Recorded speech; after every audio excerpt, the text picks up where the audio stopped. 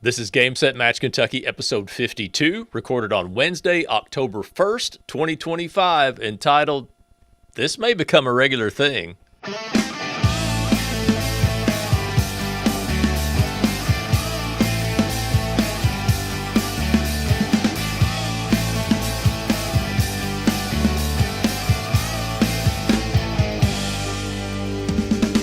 Hey everybody, it's time for another episode of Game Set Match Kentucky, where we talk about all things related to tennis in Kentucky, especially the Central Kentucky Tennis Series. I'm Chris Godby, the chairman of the CKTS, where the lines are good and sandbagging is for golf. I'm in Russell Springs. Chad Young is in Bowling Green, fresh off directing the Level 4 BG Open. How are you today, and how was the tournament over the weekend? Well, I'm recovering from both. Been under the weather for better part of a week. That included the time putting the draws together and running the tournament. So I was kind of zapped after it was over, but things went well. We grew from year one to year two considerably. That's very good. That's great. Yeah. So weather was great, and it was a good tournament. Hope it continues to grow. Well, sorry I didn't make it. My kids' activities kept me busy, and I wasn't able to play, but I really wanted to, and I'm glad that you had a decent turnout and a good time. Everything outdoors? Yeah, we did. It's they do offer consolation draws in level fours, so we did the consolation inside. Did the main draws outside for the most part. Had indoor available as a little bit of overflow if we needed to, but majority was outdoor, and we did the consolation indoor. Well, good deal. Maybe I'll catch the next one. Okay. Yeah, next year, last weekend in September. All right, book it, folks. That's right. Well, today, on this edition of Game Set Match Kentucky, point standings. Again, this may become a regular thing. Also, we have details for our November Aces and Appetizers event. All this plus tennis news and announcements and a whole lot more that you never asked for. But first, we'll start with the results of the First National Bank Russell County Open. This was on September 13th and 14th in Russell Springs. The weather was very good. There was a lot of close matches. They were able to wrap it up on early on Sunday, and we might as well jump right into it, Chad, if you're ready. You want to start with the juniors? Sure, boys. 12 and under singles. This is the last tournament on the tour, so this did decide some points winners that we'll get to in a little bit. But this one was pretty much decided. Aaron Chang defeats Knox Landis 6-1, 6-3. Boys 14 and under singles. We have Sawyer Kurtz there on the left defeating Roger Pierce 7-5, 6-1. Boys 16 singles sees Roger Pierce defeat Luke Nelson in a tiebreaker 6-4, 6-7, and 10-3 in the Super. In boys 18 and under singles, Ace Osman defeated Shepard Kurtz in a close one. It was 6-4, 7-6 with a 7-3 second set tiebreaker. There were no draws in the girls' 12s or 14s, so we'll skip to the girls' 16s. Ava Wise defeats Dory Ballou 6-2, 6-love. In girls 18 and under singles, there was a round robin. And we don't have a picture of Abby Helm, but she was the winner, winning both of her matches in the round robin. Pictured here is Anna Kimbrell, who finished second. Boys 18 and under doubles, Shepard and Sawyer Kurtz defeated Luke and Jake Nelson 6-3, 4-6, and 10-7 in the Super Breaker. There was no girls 18 and under doubles, believe it or not, and we don't have a photo for the mixed 18 and under doubles, but it was Abby Helm. Again, no photo for Abby, and her brother was the tournament director. Yeah. So we didn't even get a picture of his own sister. Abby Helm and Carson Burris defeat Knox Landis and Ava Wise 6-3, 6-4, and we can move on to the adults. All right, men's open singles. Tucker Bradley defeated Landon Nesbitt 6-2, 6-2. Men's C singles. We have Timothy Davis defeating Adam Gordon in just a withdrawal, I think, over a scheduling issue. Men's B singles, Evan Brown defeats Troy Young 6-7, 6-4, and 10-5 in the super tiebreak. And for some reason there, Evan looks like he is wearing both medals. Actually, So, I made a mistake there. oh, you did? Okay, sorry. Semifinal. That was the semifinal. The final was a walkover. Connor Medley was the winner in a walkover over Evan Brown. So my apologies to Connor. He is the winner of men's B singles. Yeah, that makes more sense. Okay. So let's move on then to men's 40 and over singles.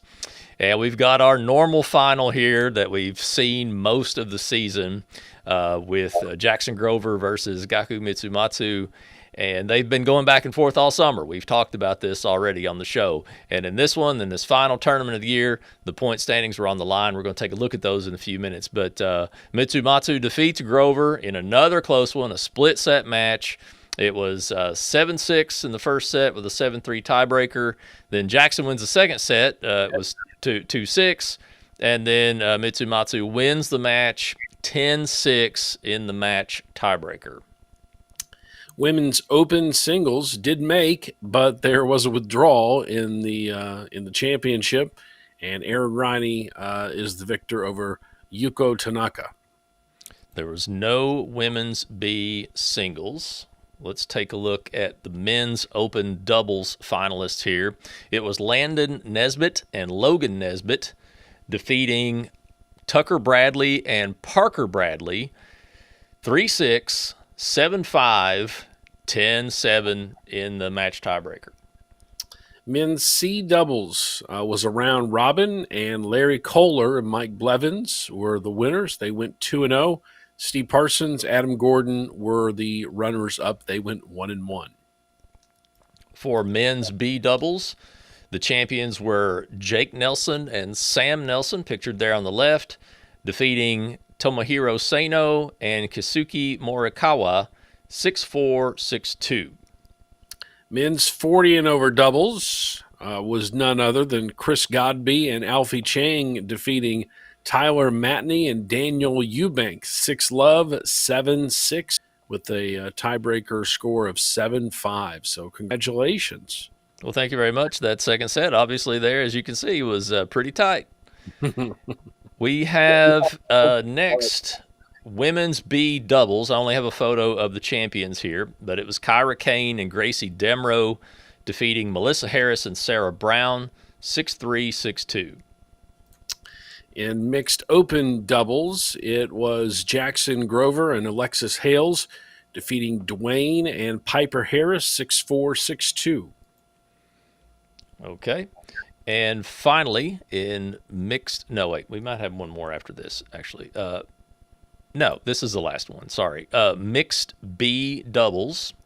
In the picture here, we have Amber Brown and Evan Brown on the right. They defeated Mike Blevins and Erica Blevins 6-3, 6-2. So husband-wife versus husband-wife in that match.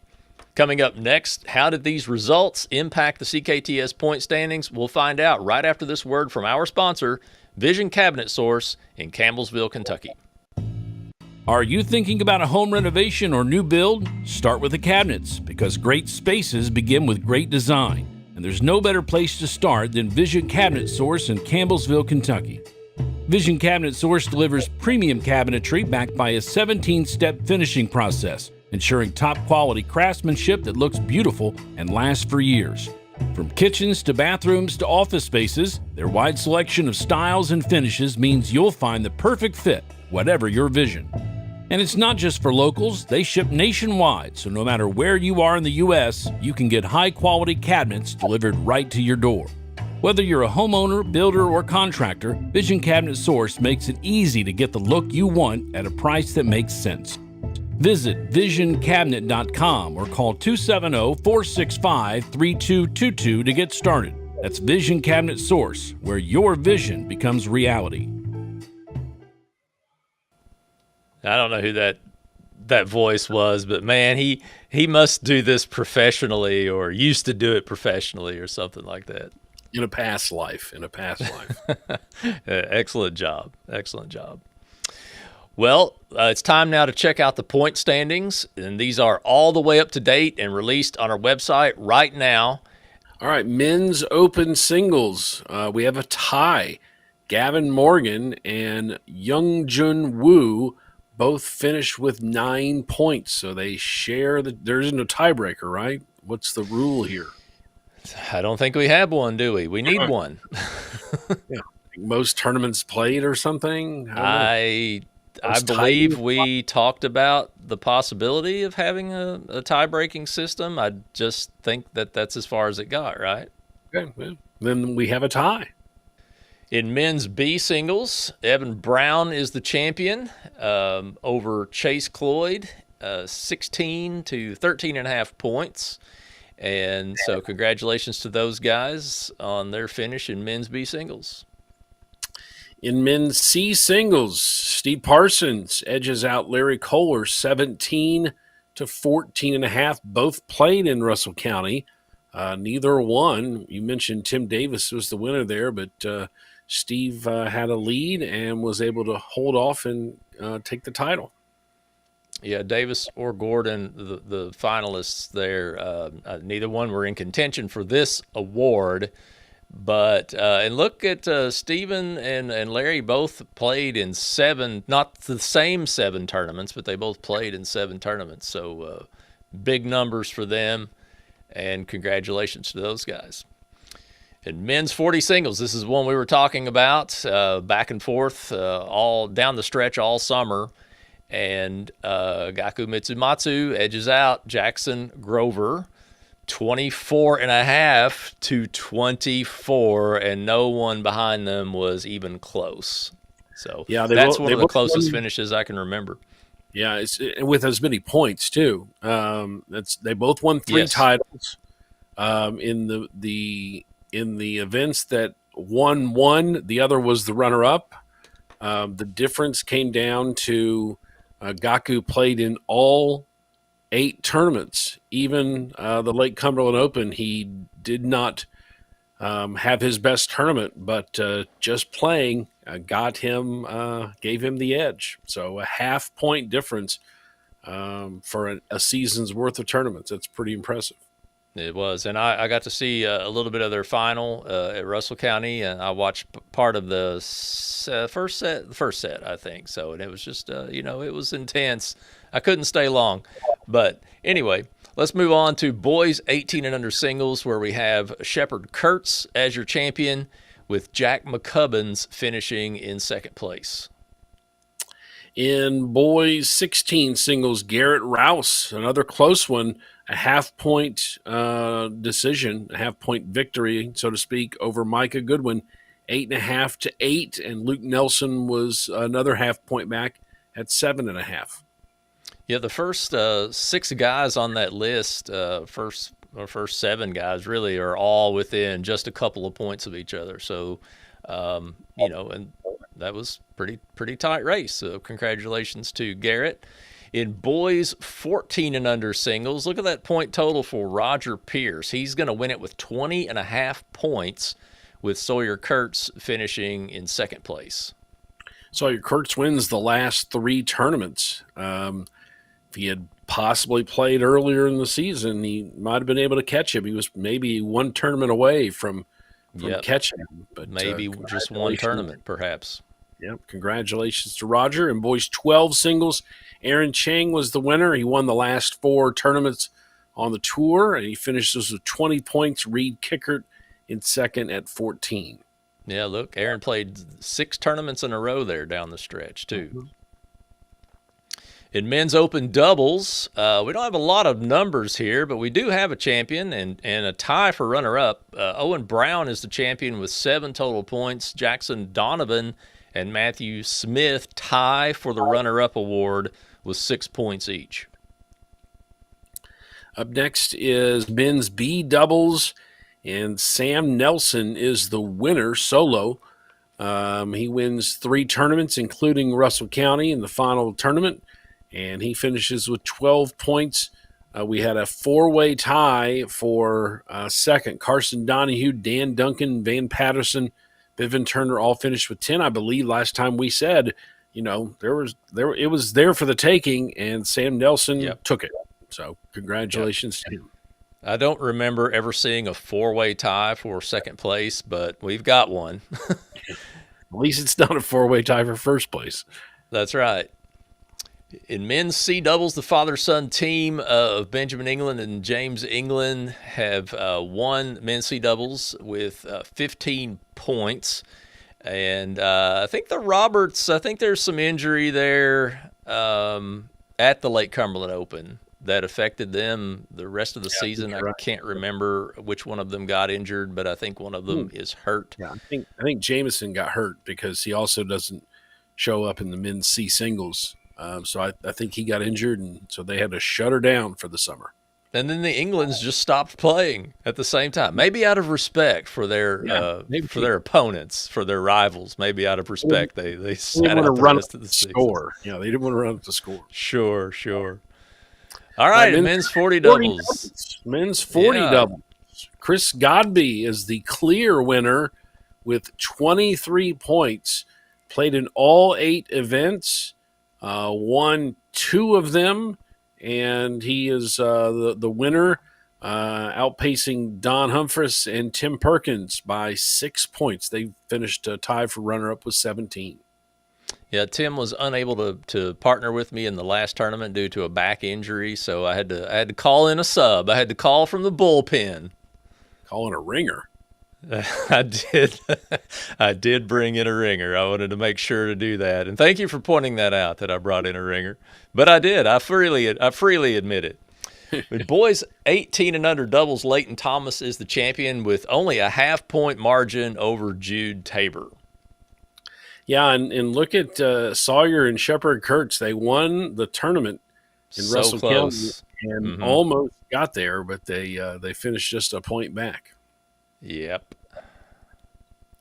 All right, next up we have women's open singles, and it was Erin Riney, the clear winner. She won 5 tournaments on the tour, including the last 3. She has 23 points. Sarah Dunn, who did win 3 events earlier in the tour, finishes second with 12. Erin must not have played singles in the first tournament at Campbellsville, but I know she played something in that tournament. Maybe she played doubles, or maybe we'll find out in a moment what else she played. But she's one of 4 people that played in all 8 tournaments this summer, along with me, Amber Brown, and Gaku Mitsumatsu. There's only 4 people this year. I can't remember how many there were last year. I want to say 3 people last year. Yeah. In women's B singles, we have a champion. We do not have a qualified runner-up, however. The champion is Amber Brown with 8 points and 2 titles in that division. All right, in girls 18 and under singles, we have a 3-way tie for the championship. Peyton Limley, Claire Riney, and Peyton Venters all finish with 10 points. So 3-way tie for the title in girls 18 singles. In girls 16 and under singles, there is a tie for the championship, and the 2 people, well, the next several people beyond them are only a half a point to a point away from having caught them or surpassing them. Dory Ballou and Reagan Lee both finish as co-champions with 5 points apiece. In girls 14 and under singles, Leela Owsley is the winner with 7 points over McKenna Clark, Sloan Tuggle, and Jocelyn Vargas all finish with 5 points. So Leela Owsley is your winner. Those draws were light after the first half of the season, but those numbers were light after the first half of the season. But we have qualified award winners there. We don't, however, in girls 12 and under singles. This was an extremely light division this year. No one qualified by playing 2 tournaments, so we will not be giving an award for this division, but we do thank the girls that played.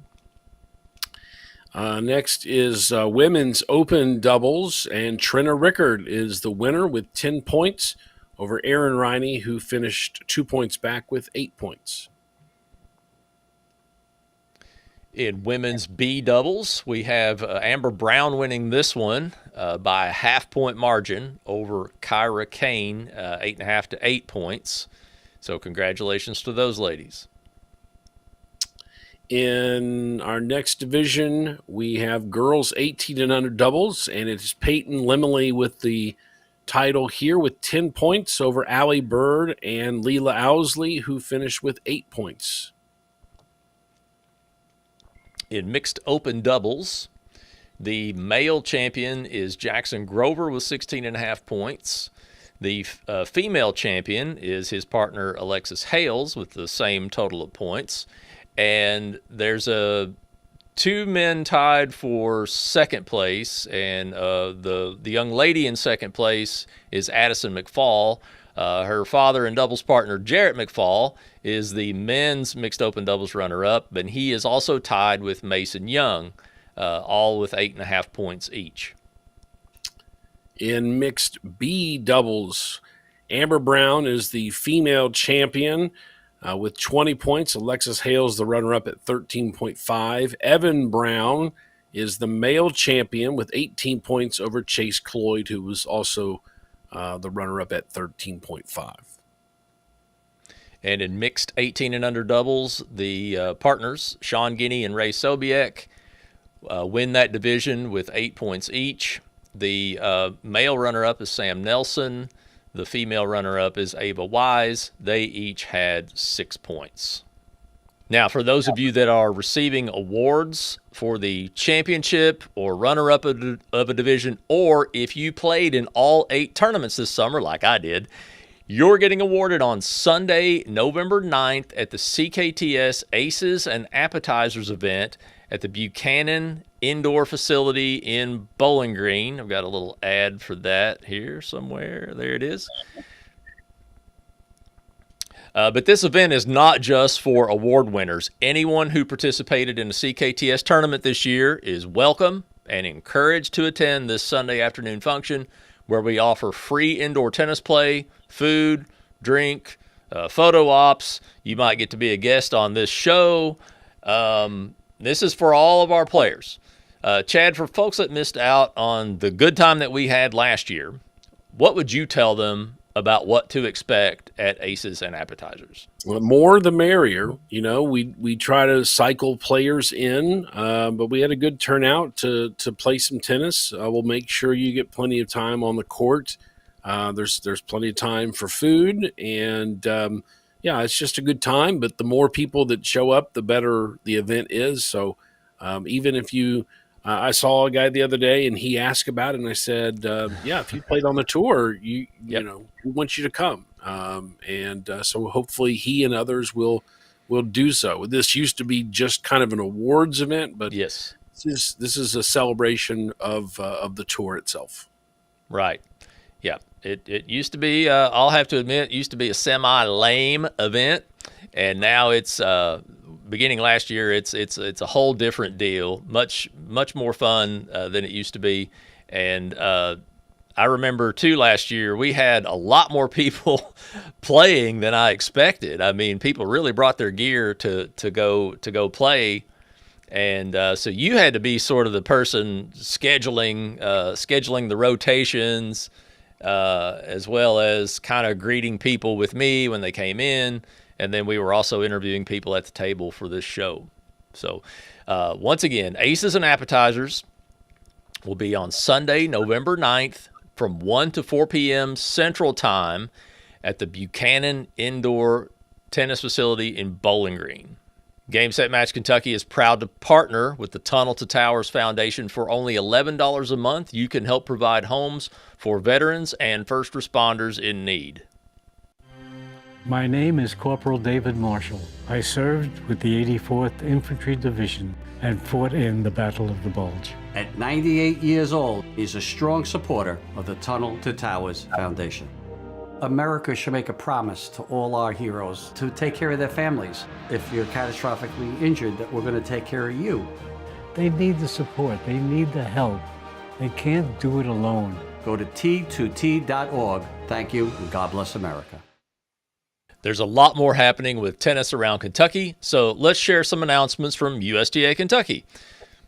Our good friends in Elizabethtown are offering youth and adult tennis sessions at Freeman Lake Park every Friday from October 17th through November 7th from 4:30 to 6. It's open to all skill levels and costs only $25 per person with family discounts available. They'll be teaching stroke techniques, running drills, and introducing beginners to match play. Look for the flyer on Facebook and scan the QR code to register. Again, this is the Elizabethtown Tennis Commission. You can email questions to etowntenniscommission@gmail.com. Yes, they do have a long email address, but it works. 2 upcoming workshops are available for coaches in October. The USTA Play Facilitator Workshop will be held on Saturday, October 18th from 9 a.m. to 1 p.m. at the Bass Rudd Tennis Center in Louisville. It's for new coaches working with beginners. Experienced coaches are also welcome. This session is free and lunch will be provided. Also, the USTA Coaching Fundamentals Workshop will begin the same day at Bass Rudd. That will go from 1 to 6 p.m. It continues on Sunday from 9 a.m. to 5 p.m. This workshop is a 2-day training that focuses on coaching principles and building skills needed to teach beginner to low intermediate players. The cost for this workshop is $35 with lunch included on Sunday. Both workshops are for ages 16 and up and offer coaching badges for completion. Look for the QR codes at USTA Kentucky's website or on their Facebook page. If you're ready to add to your fall clothing collection, USTA Kentucky has new merchandise available for tennis enthusiasts looking to update their drip. You can visit their online store to purchase sweatshirts, t-shirts, towels, hats, and more. All items are made to order and are delivered in approximately 2 weeks. You can start your shopping at USTAKY.com and look for merchandise under the Community tab at the top. Proceeds from the clothing sales benefit the Raise a Racket Foundation.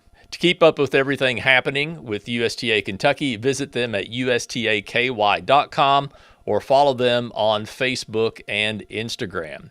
If you would like for us to promote your local tennis events right here on an upcoming episode of this show, you can email us the information to info@gamesetmatchky.com. So I think it's the first time we've used the term drip on the podcast. Yes, I needed to find a way to work that in there, and I thought this was the perfect opportunity. And I checked around to make sure I was using that right too, Chad, because I'm past my mid-50s now, and I wanted to make sure that it made sense the way I used it. So, did I get it right? I mean, you're around young people too. I think you nailed it. Are you going to update your drip? No, I'm not going to. Okay. Well, at least you changed your hat today. You're usually wearing a different hat, I think. So you have changed your hat. So, all right. Got the whole drip thing going there. So, all right, let's talk about what's coming up next for CKTS. We've got the Aces and Appetizers event on Sunday, November 9th from 1 to 4 p.m. Central Time. There's, again, free indoor tennis play, food, and fun. We hope to see you there. And, Chad, if you want to take over on announcements, do you have anything for Soki Tennis? Well, we'll be hosting the Combo State Tournament here in Bowling Green later this month. That's October 17th through the 19th. The Combo Doubles, USDA Combo Doubles State Tournament is here. And we are still in need of volunteers, especially on Friday because, people are working, people are going to school. But generally the volunteer shifts are only 3-4 hours. And you generally just give balls to the players and direct them to the courts. Kathy Klein and her staff do a great job of telling the players what courts to go to. So it's a pretty easy shift, but we definitely need volunteers at all the sites. So you can contact me, Chad at chad.young@ky.gov if you're interested in volunteering that combo weekend. Even if you're a player on another team, and you've got some downtime and you wouldn't mind volunteering, we'd love to have you. And then here at the facility, we have a junior match play that starts at the end of this month. We've had an adult match play on Monday nights for the last couple of weeks. We've got a couple more weeks of that session. Then we have a junior session that registration is open. That is October 27th through December 1st. We've got 2 sessions, a little bit more intermediate player. UTR 2 to 3.5 is from 6 to 7:30, and then UTR 3.5 and above is from 7:30 to 9. So you can go to SokiTennis.net to find the link to register. You can call our facility here, 285-5115, to register for that, or register your child for that. And then the WKU club team and Soki Tennis have partnered for an event that is coming up close to Halloween. It is coming up on October 26th, a ghostly game day, costumes, games, tricks, treats, and prizes. It's for ages 4 to 14, from 2 to 4 here at the indoor tennis facility. $25 per child. Look for the graphic on SokiTennis.net to sign up for that. That's a fundraiser for WKU's club team, which has been re-energized, and they've got a bunch of kids, some former CKTS players, some former area high school players who are playing on that WKU club team. So they've got an event coming up in October. Okay. Well, to learn more about Soki Tennis, as Chad mentioned, SokiTennis.net is the website. You can also visit their Facebook page at facebook.com/Soki Tennis. We do not have a challenge the call question today, but those are always fun. So if you have one, you can send it to challenge@gamesetmatchky.com. And that's going to just about serve out another episode of Game Set Match Kentucky. I'd like to thank everyone who's watching us online or listening by podcast. You can subscribe with any podcast app on your mobile device, and in that podcast app, you can give us a 5-star rating and leave us a short review. Our website is gamesetmatchky.com for all things about the show. You can follow this show, by the way, on Facebook, Instagram, YouTube, and X, formerly known as Twitter. The handle is @GameSetMatchKY. And I'm supposed to have that graphic up there. Hold on. I'm doing a lot of things at once here. So there's a subscribe graphic. Those are all the various platforms you can get this show on. And there's the social handles, or handle. It's all the same on all those platforms, @GameSetMatchKY.com. And the CKTS is also on the same social media platforms, @CKTS Tour. Chad Young is on X at Chad Young Tennis, and I am on X at Chris Godby. Thanks again to our sponsor, Vision Cabinet Source. Oh, I think I hear it coming. I know it's coming because I pressed the button to bring it in. But Hawkeye says, finally, we are out. Okay, a little hang there, a little delay. Finally, we got it wrapped up. But until next time, I'm Chris Godby with Chad Young, and this has been Game Set Match Kentucky.